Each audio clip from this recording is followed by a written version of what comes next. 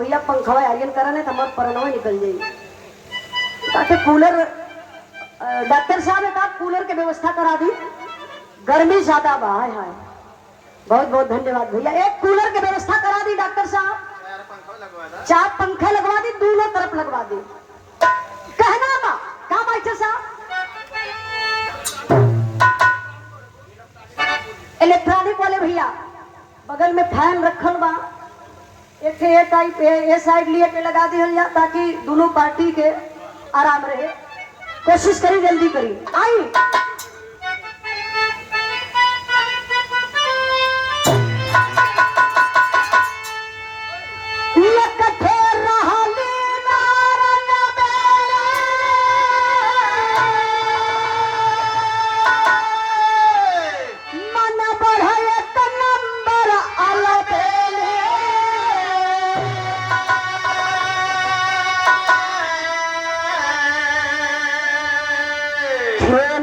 पति के संग में एक दिन ऐसा थे,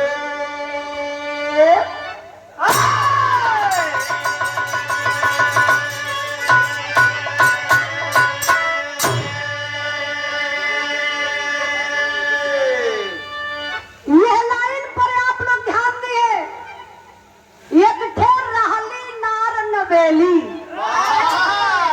हमार माइयों बहन लोग बिरहा सुनत है, ध्यान दिया। हमारे गुरु जी कहा कि धन का बढ़ब ठीक बा लेकिन मन का बढ़ब ठीक नहीं थे। चाहे वो मेहरारू हो, चाहे मर्द हो, चाहे लड़का हो, चाहे जवान हो, चाहे बूढ़ हो, आप लोग ये बात पर ध्यान दिए हैं कि मन का बढ़ब हमेशा आपके जिंदगी में खतरा बा। एक मेहरारू का मन बढ़ गया बा, और जब मन बढ़ल तो एक लाइन हमारे गुरु जी लिखलन, का लिखल मास्टर साहब,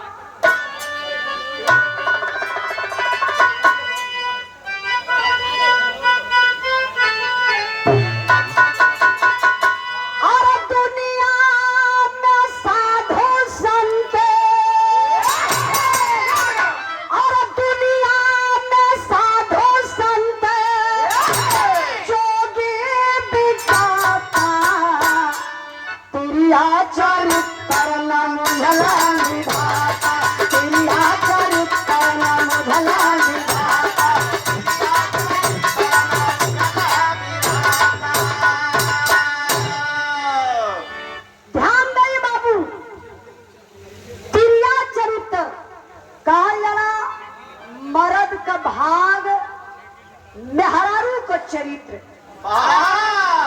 कब बदल जाई, इंसान का पतिये छोड़ा भगवानों के पता ना हुई।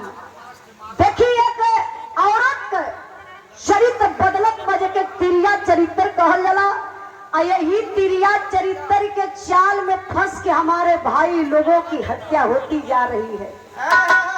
जरा विचार करिए कैसे मास्टर साहब,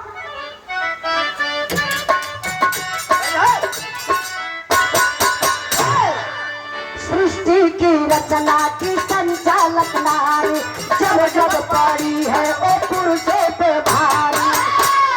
पुरुष भी कहाँ कम है रहते विजेता, नहले पे दहले का उत्तर है देता। चतुरी की बहुत चतुर थी जनाना, गंगा नहाने ओ जाती रोजाना। हथवा में लेता बगल का पिसारी, रोजवर मनौती उमान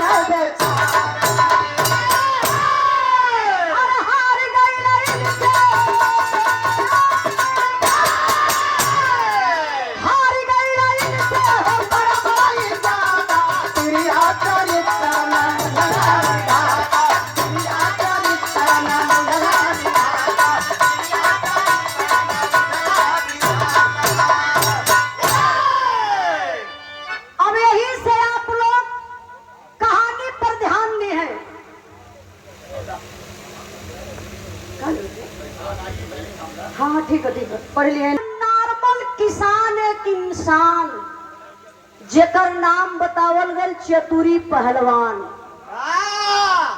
नाम का पहलवान रहलन, अखाड़ा पे कहियो ना गए रहलन। उनकर शादी भइल एक चंपा नाम के लड़की से, अच्छा अच्छा, चंपा से जब बियाह भल भैया ना, कहा जला कभो कभो देखला गांव में जौन हमारे मास्टर नियर लड़का रहल है,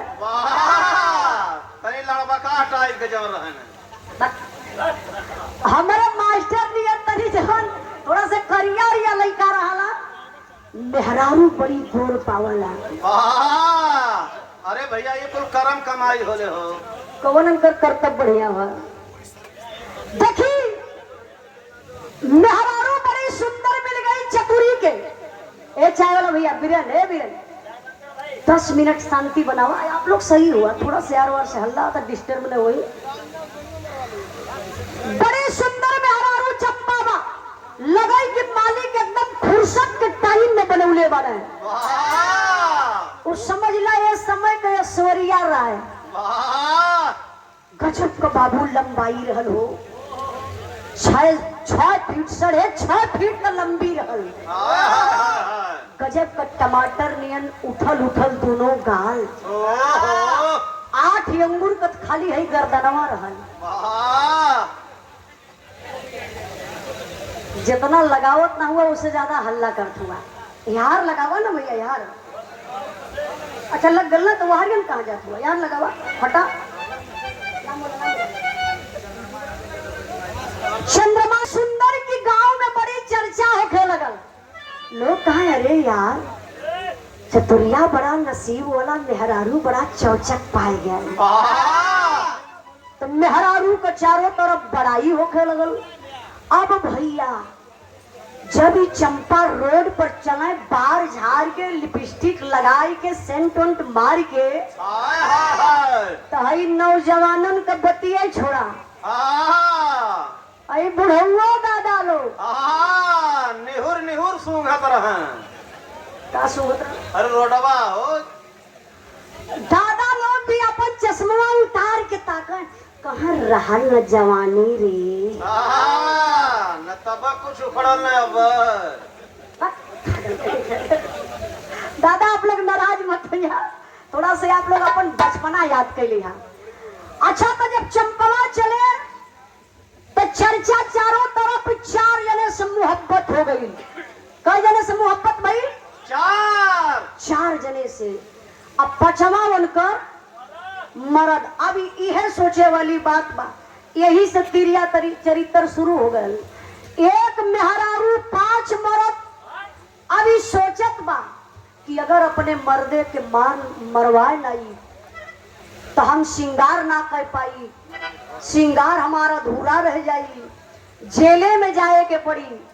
दिमाग लगौलस कि हमार मर्द जियते रहे और दुनिया का सारा मजा हम लूट ले। देखा मेहरारू, आप लोग सतर्क रहिए भैया। ये लिए मनोज भैया तो वीर हीर लिखौले हुआ ना, ध्यान दिया नहीं तो फिर कबो कबो धोखा हो जाला। देखी अभी दिमाग लगौलस मेहरारू, रोज रोज जाए लगल गंगा जी नहाए, और गंगा जी नहाए के जाए के मनौती माने लगल। अच्छा मनौती का मानत में मास्टर साहब तर्ज बदल गए हैं।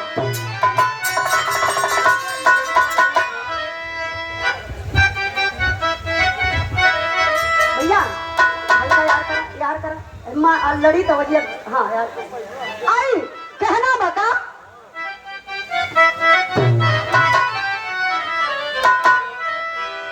अरे झकोरा मारे झूलानी, अरे झकोरा मारे झूलानी, हर सारी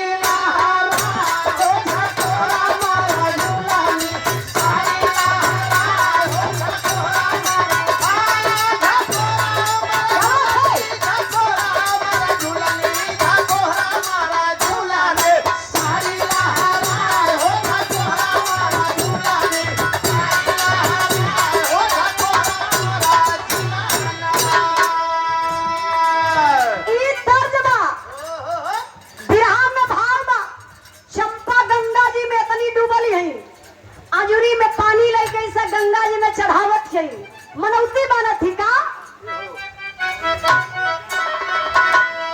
अरे ए हो गंगा माई, अरे ए हो गंगा माई, बलम का अखिया फोड़ता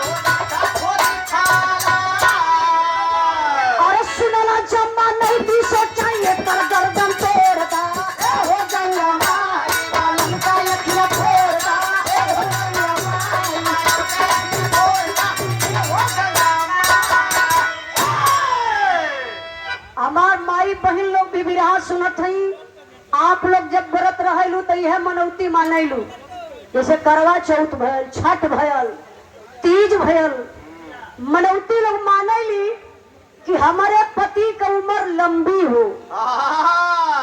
जिंदगी भर यही खटिया में भोग है। तू तो मरवा ना, ये तो मरी है ना कबू। अरे मारा तो भोगम थोड़ी ना हम। देखिए माई बहन लोग व्रत रहली कहली कि हमारे पति का मान सम्मान समाज में बरकरार रहे, लेकिन हई मेहरारू चंपा कहत हे गंगा माई हमारे बलम का दोनों अखिया फोड़ दा। काले हमारे मर्दे का दोनों आंख फूट जाई तो तोके डबल नारियल, डबल चुनरी, डबल कराही, अगरबत्ती चढ़ाई, 5 किलो लड्डू चढ़ाई। अब इतना मनौती मानत बा। वही बगलिया में चतुरी गड्ढा खोद के देखला ना, गंगा की नदी कौनो हो, नदी के किनारे बालू का रेता रहेला, वही बलुआ का बलुआ के खन के गड्ढा बनौला इतना बड़ा। चतुरी वही में बैठ के अवजिया अपन बदल रहलन। कहला कहोई हमार मेहरारू मनौती मानत बा, हमार यहाँ फोड़े के गुस्सा में लाल हो गई। कहला मनवा त करत बन जाए के ये झोटवा पकड़ के यही नदिया में निहुरा दिए थे। कहला तू चल गईला, काम मनवा करत है पनिये में डुबाए दी। फिर कहला हे मन तू मान जो, हमारे मेहरारू न देखी मनौतिया मान के आखिर करे ले का। तब ले वही से चतुरी अपन ऐसे मुंह ऊपर कैले, आवाज बदल के गंगा माई बन गई। यही से कहा जाला कि मर्द लोगन के दिमाग बहुत तेज होला। तेज ना रहे तो मेहरारू पटाने फट दे भैया। का पुरस्कार चतुरी अपन आवाज बदल के कहला कि अरे मेरे भक्त, तुम्हारे पति के आंख फूटेगी, लेकिन बच्चा एक काम करना पड़ेगा। ई तबले एक अजूरी पानी गंगा जी के फिर चढ़ौली, कहली गंगा माई का करे कोई जल्दी बतावा। चतुरी अपन आवाज वही से बदल के कहलन का मास्टर साहब गीत बदल गई।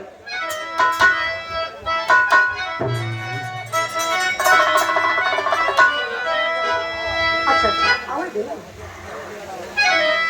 तर्ज के छोड़ी तनी बिरहा में भाव बा, ध्यान दई कहना बका।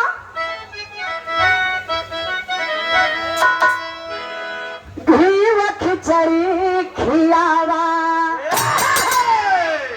घी व खिचड़ी खियावा, पिया के अपने घी व खिचड़ी खियावा।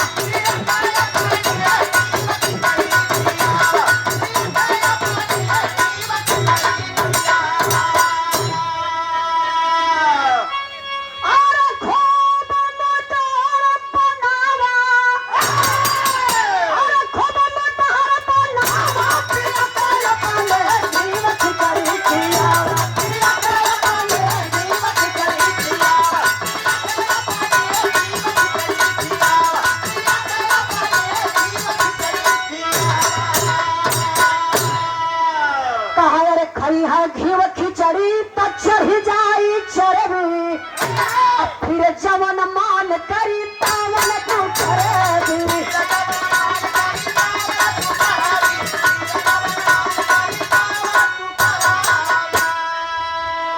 अरे घी खिचड़ी गोरिया खिया दिहली ऐसा,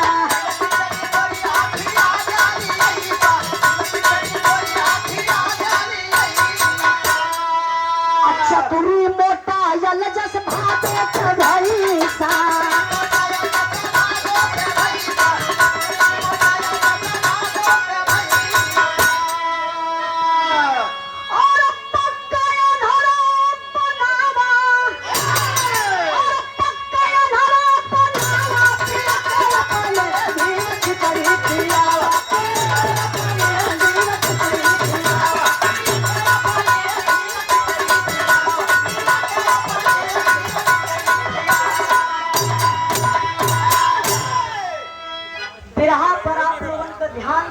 स्वागत के बाद फिर कहानी शुरू करी, ताकि मन भटक जाए तो बिरहा बिगड़ जाए ना भैया। Very good, thank. तेज होला चतुरी वही गड्ढा में से बाबू आवाज बदल के कहा तू मास्टर साहब का कहलन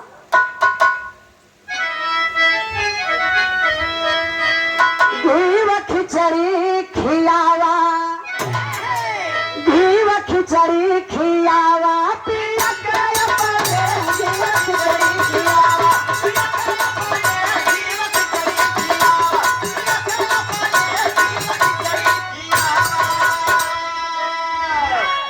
और खूब मोटहर बनावा और खूब मोटहर बनावा पिया के अपने घीव खिचड़ी खियावा पिया के अपने घीव खिचड़ी खियावा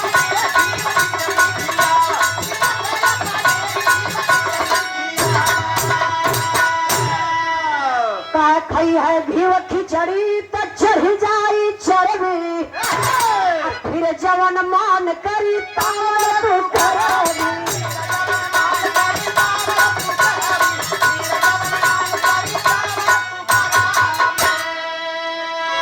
घीव खिचड़ी गोरिया खिया दिहली ऐसा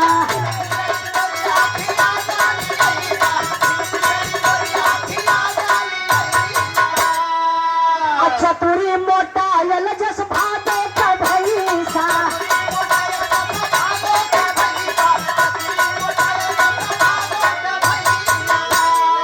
और पक्का अनहरा बनावा और पक्का अनहरा बनावा पिया के अपने घीव खिचड़ी खियावा पिया के अपने घीव खिचड़ी खियावा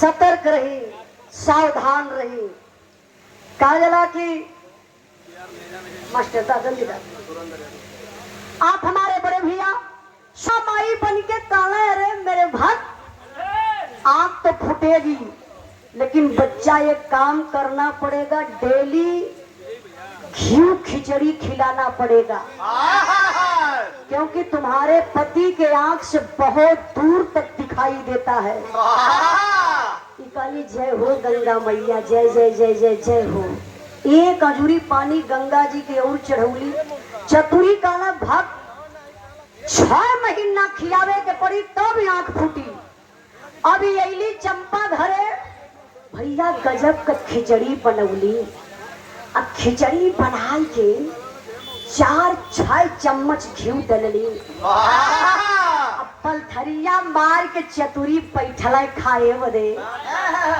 जैसे ही घिउआ खिचड़िया खाए तो इनके आत्मा के तृप्ति मिले कहा जय हो गंगा मैया हमारे मेहरारू हमके दुश्मन बनौले रहली है आज ले ना प्रेम से बोलत रहल ना प्रेम से डोलत रहल ना प्रेम से खियावत रहल अब तक घी खिचड़ी डेली मिले लगल धीरे धीरे 6 महीना बीतल 6 महीना का चतुरी वादा भी कैले रहलन गंगा माई हाँ गंगा माई बन के 6 महीना का वादा कैले रहलन कि 6 महीना में आंख फूट जाई अब चतुरी बनावटी आंधर बने लगल ऐसा खियो कि मीजे लगल जब अपने दुल्हनिया चंपवा के देख ले तो यार वहार लगा टोवे एक आध दिन तो चंपक धैल ऐसे हाँ ये तो जाके छोड़ावत रहल अच्छा जब अपने दुल्हनिया चंपा के देख ले तो बाहर आए के गिर जा चंपवा जाए के उठावे कहे रमऊ हो रमऊ बहुत जल्दी अनहर हो गईला तू तो जवानी में अनहर हो गईला हो रमऊ चश्मा जवानी में लगावे कर जा इहे देखा तिरिया चरित्र हो कहे रमऊ हो रमऊ तू जवानी में अनहर हो गईला अब हमार कैसे बीती हो रमऊ और उनके तो पता बा कि रमऊ के अनहरा करे हम मनौती मन ले हिला कितना जल्दी अनहरा आ जाता कि हमार काम बन जा धीरे धीरे 7वां महीना लगल अब एकदम चतुरी बनावटी आन्हर काला चंपा हमारे आंख से एकदम ना लौका था अब एक काम करा हमार खटिया वही दलनिये में डाल दा हम दलनिये में सुतो पेट और गड़बड़ हो जाए खोजे खोला तो कहल जला जाना थे जेकर काल बौराला इहे कुल करे शुरू करला चतुरी वही दलानी में खटिया डाल के सुते शुरू कैलन आई चंपा का कैली चंपा के 4 गो आशिक रहलन चरहुन से अब इन बाहरे बाहरे मिलत रही है। जब जान गई कि हमारे मरद के एकदम आंख फूट गई तब जान तो का करत है, चरहुन के घरे बुलावे लगली। अब चरहुन की एक रात में एक दिन बुला दली इंद्राज भाई। जब चरहुन की एक दिन में बुला दली तो पहिलका के 10 बजे पॉइंट आप लोग नोट कर जाइए मनोज भैया। पहिलका के 10 बजे और दूसरका के 12 बजे, तीसरका के 2 बजे, चौथका के 4 बजे।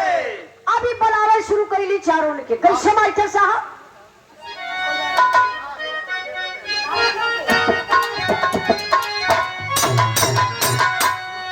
ताज बड़ी बढ़िया लगल बा। ए पुनः लगातार पुरस्कार हमारे बड़े कौने कारण धनिया मार इतना हो गई कमजोर के ना मरल के गरिया लाई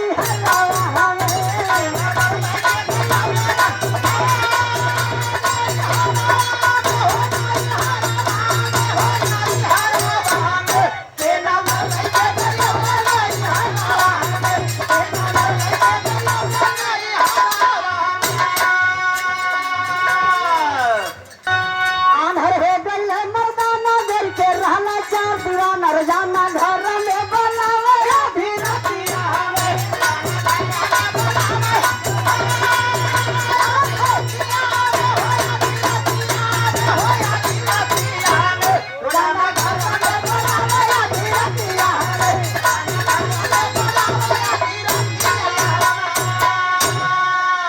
चतुरी देख सब तमाशा गरिया काटे खो। चतुरी देख सब तमाशा गरिया काटे को बतासा भाषा चतुरी समझे खो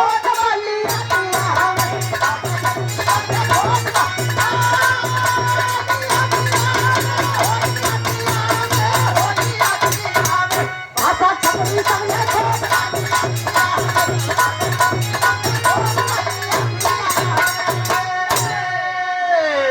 ध्यान नहीं आन्हर हो गई ना मर्दाना गोरी के रहले 4 दीवाना। रोजाना घर में बोलावे आधी रतिया में।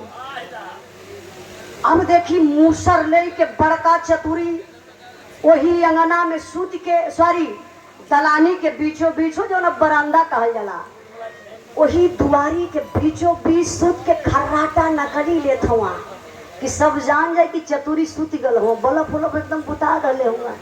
चारों तरफ अन्हरिया बा। अब 10 बजल बा तब पहिलका जने पहले उजरका टी शर्ट वो हपका ना चड्ढवा जोन होला 3-4 वाला। अब वो हाफ चड्ढा पहले काने में लीड लगाए के गाना गावत चलत हो तुमसे मिलने का मन करता रे बाबा। यार चतुरी मूसर लेके इंतजार करता हूँ कहला कि यार रे बाबा तुमको पीटने का दिल करता है रे बाबा। तबले तब भैया दुआर जैसा ही डाकत हवन तब बोले चतुरी उठाई के मूसर कैलन का मास्टर साहब।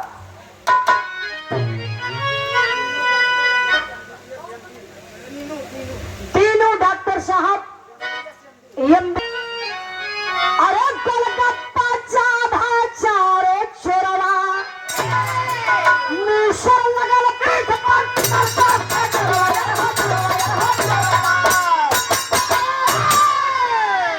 कलकत्ता चाभा चारो छोरवा जैसा ही द्वार पहला जने डकलन अत्ता बोले चतुरी मूसर लेके यही बीचों बीच खोपड़ा पे कला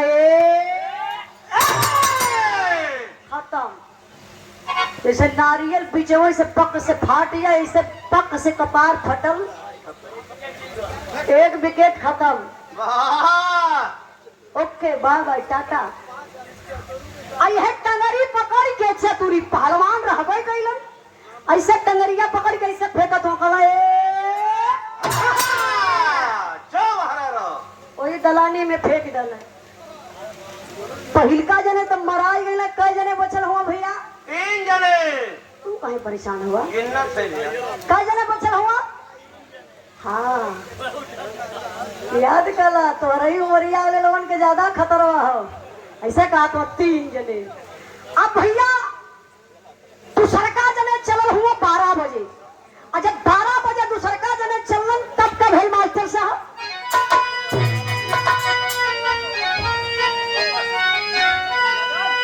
अरे लगल पीठ पर जब मुसर कमार सारा अन्हारा गइला।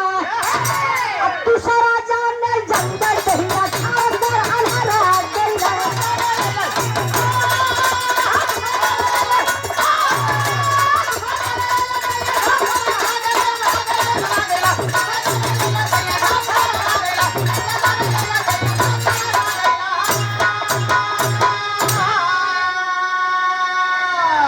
पहिला दूसरा तीसरा चौथा जबकि यही न पारा पारी हो।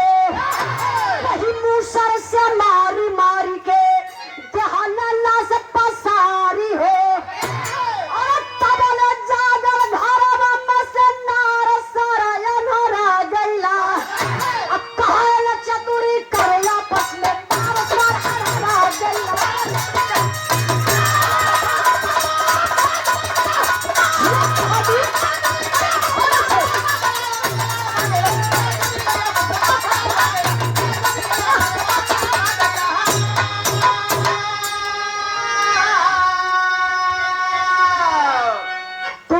ऐसे ही शांति आप लोग बनौले रही। विरह के आखिरी में बड़ा मजा आई। ध्यान नहीं बाबू 12 बजल बा दूसरा जने चलो हुआ ऐसे झूमत कर।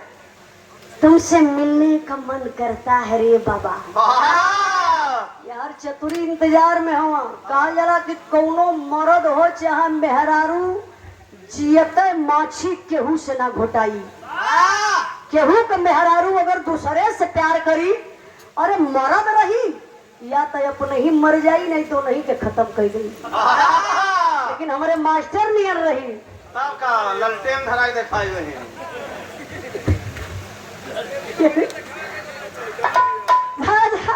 मास्टर नियर मरद रही तो दिना भर में कोई बेरी जी कई बेरी मर जाई। दूसरा जने के चतुरी मूसर उठौलन बरलाई बीचों बीच दूसरो जने खत्म। तब ले भैया 3 बजल बा तीसरको जने अइले वनहू के मार के खत्म कर डाला। चौथको जने के मार के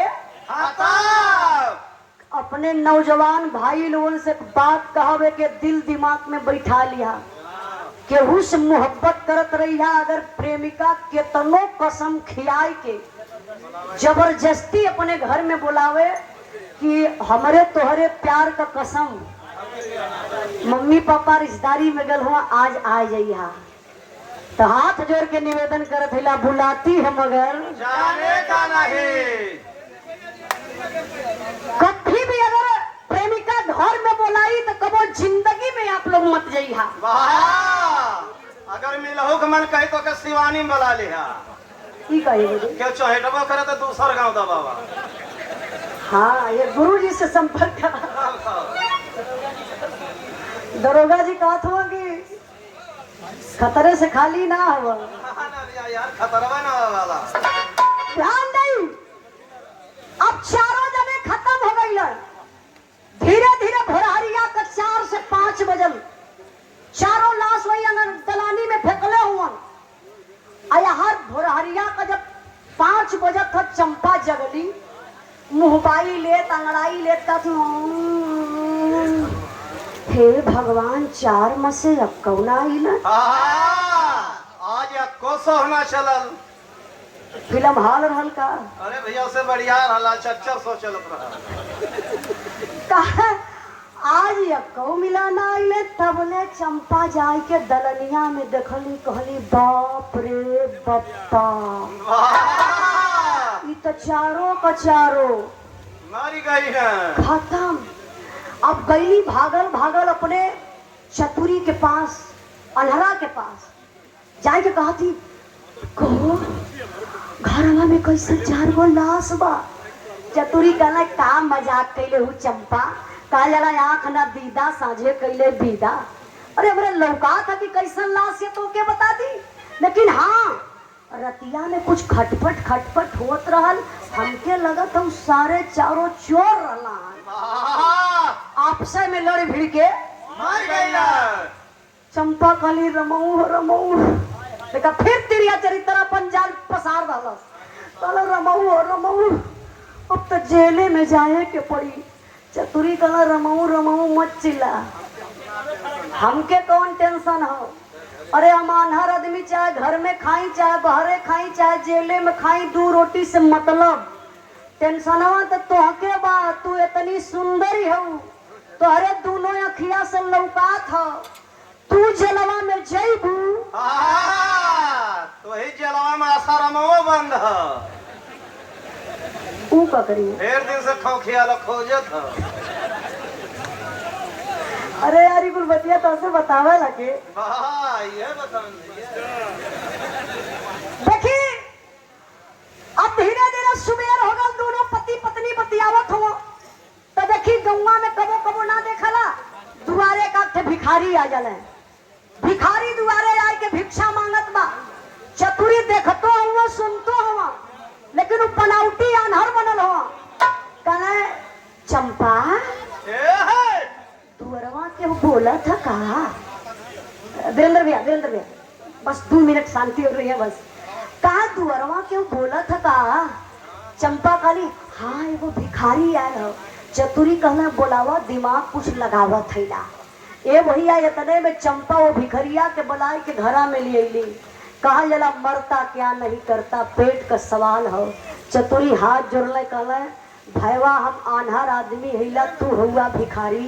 जितना दिनवा भर मंगबा ना पैबा उससे ज्यादा अपने घरों से हम दे दे। बीरन एगो काम है कही देता। भिखरिया तैयार हो कहला महाराज का कमवा बा। चतुरी सोचलन और सोच के दोनों प्राणी गईले घरवा में।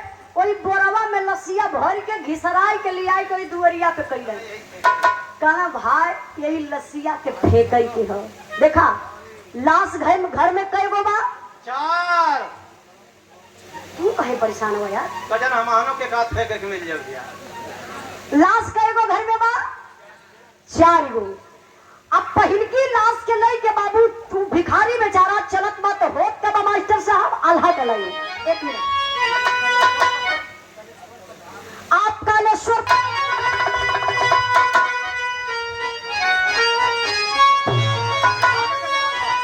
अरे आग का जरा लाता ताई मिल जाला भैया।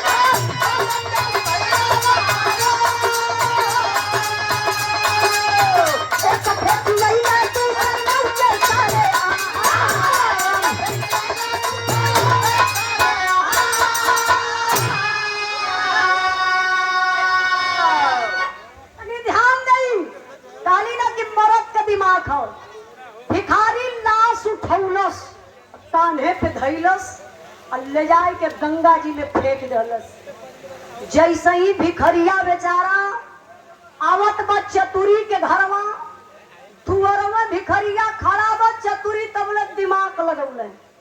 दूसर की लसिया सेम बोरा में भर के और घिसराई के दोनों परनिया वही दुअरिया पे कह दले। भिखरिया के लगल चतुरी डाटा कहला का मर्दे एकदम पागले हुआ कि पागल बनौले हुआ। भिखरिया कहला मतलब बाबूजी। कहला ये मतलब मत पूछा, आन्हर हम हैला, हमार मेहररुआ आन्हर ना बा। लसिया कैसे ले जाए के गंगा जी में फेंकला है, वही तू रस्तवे में हुआ और तब ले लसिया हमारे घरे आ गई। भिखरिया देखलस कहला अरे दादा रे दादा, लसिया तो हम गंगा जी में फेंकली आई कैसे चतुरी के घरे आ गई। बेचारा भिखारी पेट का सवाल बतौली बाबू दूसर की लाश उठौलस लेके गयल बा वही गंगा जी में फेंक दलस। यही तरीके से तीनों लाश फेंकाए गई। अब कै लाश बचल बा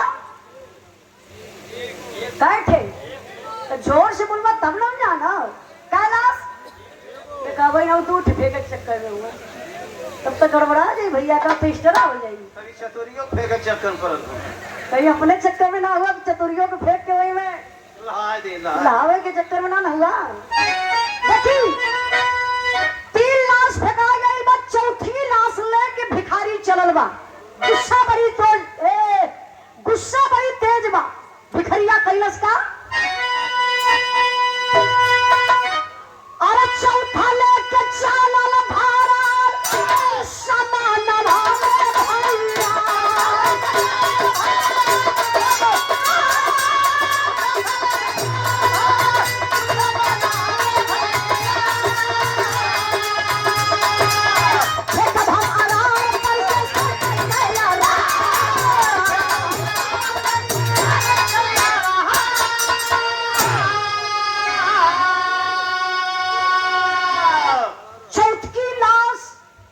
कान्हे पे भिखारी रखले हो कल सरवा मेरी रस्तवा से फेंकत रही है। हमके लगत भाई लसिया रास्ता देख लल के आसान पड़त है चतुरी के घर आवे में आपकी रास्ता बदल के फेंका। अब यहार से ना भैया अब यहार से लेके भिखारी लाश जात हो। अब लेके गयल चौथी लाश कहले ऊंचे से फेंक बीचों बीच गंगा जी में। तब ले भैया संजोग देखा गजब हो गया। भिखरिया इसे चढ़त बा और तब ले हथवा से बोरवा छूटल बोरवा का मुहवा खुल गई। लसिया वही ऊंचवा से खरखर खरखर खरखर खरखर करत आई कोई नदिया में किनारवा गिरल। लाश जब किनारे गिरल तो वही किनारवा एक गांव का पांचू दादा बुढ़ा रहना सीधा साधा इंसान मैदान कई के बेचारू वो पानी छुअत रहना किथुआ से जेसीबी से। अबे मूर्ख राम से मिला। अरे मैदान कई के पानी कैसे छुअल जाला डंडा से। मैदान का मतलब अब घरे घरे लैट्रिन बन गई। पहले लोग ताल पोखरी में जाए जेकरे गांव में ताल पोखरी नदी ना रहे तो घर से पानी लेके जाए। अच्छा निपटान करे मतलब। हाँ पांचों दादा बेचारू कौन स्थिति में हुआ उनका निगोटा है यही कान्हे पे धोती है कमर में और मैदान करके अपन फ्रेश का हुआ पानी छुअत रही गड़बड़ा देते हैं। अब तब न लसिया खरखराई के गिरल। अब पांचों दादा पिछवा देखल लगल चिल्लाए भू भू भू भू भू भू भू कहा भूत भूत। दादा न अपन धोती नीचे कर पौलन ना बेचारू निगोटा बांध पौलन। अब उठ के एक पैया अपने घर के ओरी भागत हुआ भू भू भू करत। मतलब बिना हेलमेट लगौला है भागत हुआ। वहाँ कौन हेलमेट रहा भैया सुरक्षा कवच हेलमेट होला भैया नहीं। हाँ हमके जानकारी ना सॉरी। अच्छा तो भिखरिया वही ऊंचे चढ़ के देखत बा सरवा अब की बार हाथे से छोड़ाई के 5वीं बार चतुरी के घरे जात बा। अरे बाप रे बप्पा तबले भिखरिया वही पांचू दादा के देखलस कल रे सरवा इत नंगा धरंगा जात रुका सार देखी तू कितना तेज दौड़ के जाला। भिखरिया लगल पांचू दादा के दौड़ावे। अब बेचारू पांचू दादा जब पिछवा मुड़ के देखा समझ गई ना कहना बाप रे बप्पा उ लसिया भूत बन के हम दौड़ावत छे। मामला एकदम कंफ्यूज हो गई। भिखारी सोचा था कि लसिया भूत बन के हमके दौड़ावत हो और भिखरिया सोचा था लसिया भूत बन के ये चतुरी के घरे जात बा। फिर हम ही के फेंके के पड़ी तबले भिखारी दौड़ के गयल आगे से पकड़ के घेरलस। पकड़ के भारी बटवारी पांचू दादा के उठाई के पटकला गले। अब पटक के ये ठेहुना दादा के छाती पे लगाई के मारलस 4 ऊंचा। कल कहो सारी बतावा चतुरिये के घर तो के प्यारा लगत हो। पांचू दादा दोनों हाथ उठौला कहना दुहाई भगवान की हम गांव का पांचू दादा हम छोड़ दे। का तोरी बहन के तू हम पता है तू पांचुआ हुआ काहे से अब की बार ना पकड़ाता फिर फेंके जब छठी बार में पकड़ाता तो कहता हम छठू हैला। मतलब तू पांचू बना छठू बना चौथू बना तो के हम फेंकत रहे। अरे बाप रे बप्पा भिखरिया दादा कन्नी ओटा उठौलस ऐसा लपेट के दादा के मुँह में और डाल अजौन दादा का धोती कमर में रहो के छोड़ के दरोगा साहब ऐसे हाथ गोड़ बांध के पांचों दादा के गठरी बना डाला। तो तोरी बहन की अब जा चतुरिया घरे हम ना कहती भिखरिया गरिया में ऐसे घिसरावत के लेके आए ले के गए वही टिल्ला पे चढ़ल ऐसे फेंकत लोग आए करे ले जा गंगा मैया। उससे ज्यादा तो यह परेशान हुआ कहा गंगा माई ले जा जबुल्ले चतुरी सॉरी पांचू दादा बह न गई तब ले भिखरिया एड़ी उठाए के तकते रह गए। आयल भिखरिया घरे चतुरी से कहला काहो भैया देखा आयल की वही ना चतुरी कहला हम पता रहा तोहार तेवर देख के कि अब की तू फेंकवा तो कहो जिंदगी में ना आई काहे वो तो चौथी लाश रहल। कहला नाही भैया भिखरिया कहा था नाही भैया नंगे धरंगे हाथ से हमारे छुड़ाई के आधी रास्ता पहुंचल रहा और जाए के पकड़ के मरली 4 के हुनी कहा था पांचू दादा। अब तो भैया ये दांते तरंगुरी दबौना चतुरी कहने बाप रे बप्पा ई तो सरवा जियता पांचू दादा के फेंक दहला। कहला ये चंपा सुनबू अब तक पक्का हाथ में हथकड़ी लगी जेल को रोटी खाए के पड़ी। चंपा काली का कहा जल्दी करो जवन रोचे पचे दे के भिखरिया के भगावा पांचू दादा के जियते मार के नदिया में फेंकी दहलस। जो रुचल पचल लोग दे दल बाबू भिखारी लेके चढ़ गए। अब नंबर के कर आयल चंपा का चतुरी मोटका मूसर ले के वही दलानी में बैठल है। कहला ये चंपा मोरनिया ले आवा लोटा में पनिया कहा तनी हर आवाज 6 महीना घी खिचड़ी खियौलू। तनी ताकत आज देखा सवेरे में। अरे जब आई के बैठली बाबू न वही मूसर से मारा 4 मूसर। जब चंपा के पीठी पर 4 मूसर लगल। अरे भैया पीठी मरिए तो रिया टूट जाए तब कहा और नीचे कहा अपने ना बतेगा तो बतावा हो।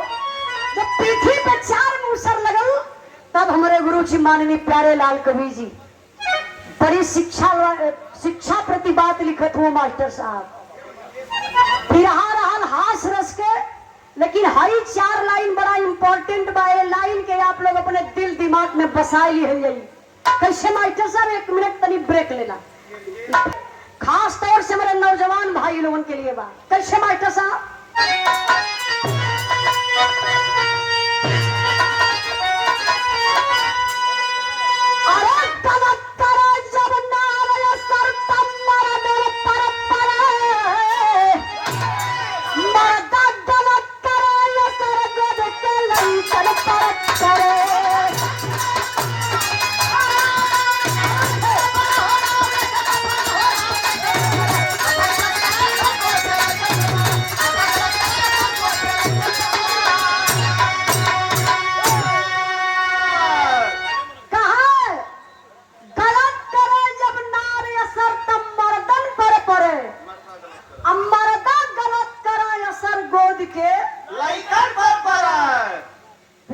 मतलब ही भल बाबू ताली एक हाथ से ना बजेले दोनों हाथ से बजेले।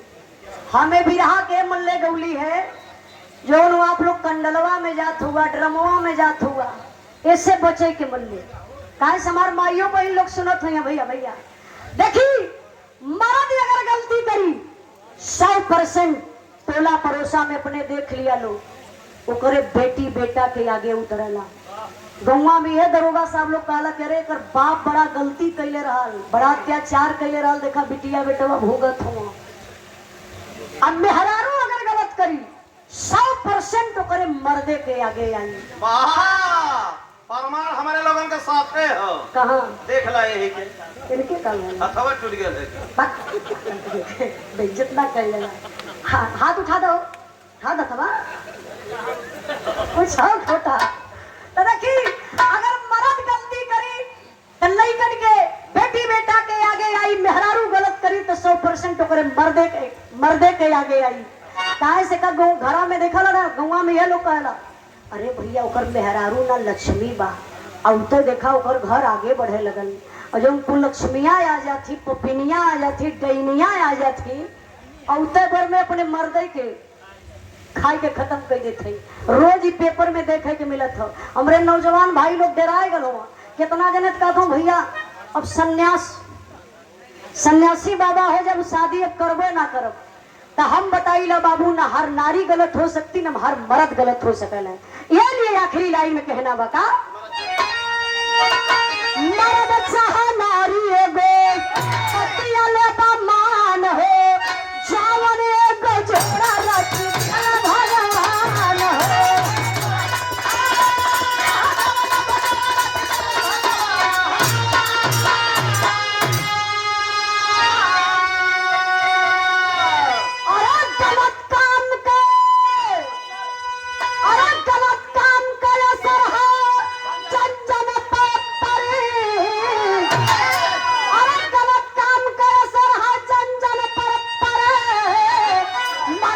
गलत करे गोद के लंतर पर